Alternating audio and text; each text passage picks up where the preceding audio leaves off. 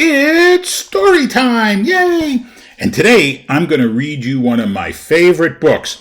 We're going to have to do it in 2 parts because it's a long story. So here comes the first half, and the book is Horton Hatches the Egg by Dr. Seuss. Horton's an elephant. Who likes elephants? I do. Elephants are my favorite animal. What's your favorite animal? Ooh, I like that. Okay, here we go.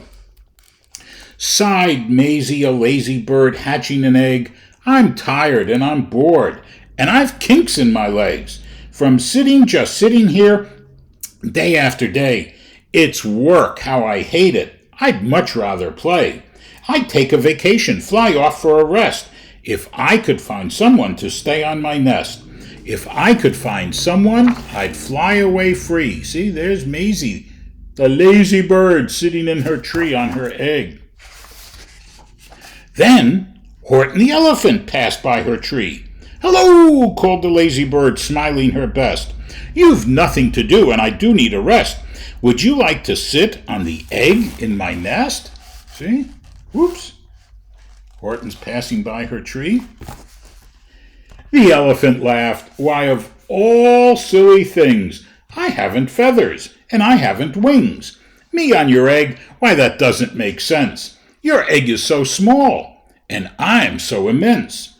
Tut tut, answered Maisie, I know you're not small, but I'm sure you can do it, no trouble at all. Just sit on it softly, you're gentle and kind. Come, be a good fellow, I know you won't mind. I can't, said the elephant. Please, begged the bird. I won't be gone long, sir, I give you my word. I'll hurry right back, why, I'll never be missed. Very well, said the elephant, since you insist. You want a vacation? Go fly off and take it. I'll sit on your egg, and I'll try not to break it. I'll stay and be faithful, I mean what I say. Toodaloo, shouted Maisie, and fluttered away. There goes Maisie flying off. Horton's looking at the egg. Horton the elephant. The first thing to do, murmured Horton, let's see. The first thing to do is to prop up this tree to make it stronger. And make it much stronger. That has to be done before I get on. I must weigh a ton. See, Horton, he's very smart. Elephants are smart. He's holding up the tree so it will hold his weight. Then carefully, tenderly, gently he crept up the trunk to the nest where the little egg slept. The egg is sleeping.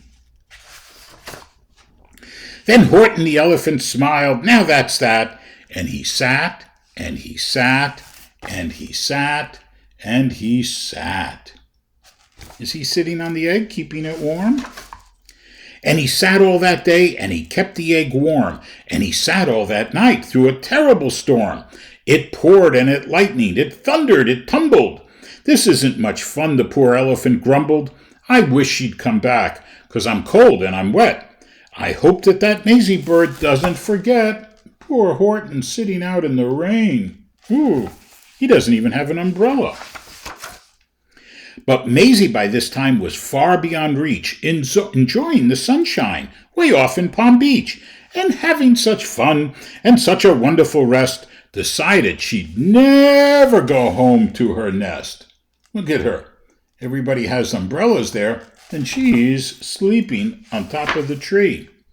So Horton kept sitting there day after day, and soon it was autumn. The leaves blew away, and then came the winter, the snow and the sleet, and icicles hung from his trunk and his feet. But Horton kept sitting, and said with a sneeze, Choo! I'll stay on this egg, and I won't let it freeze. I meant what I said, and I said what I meant.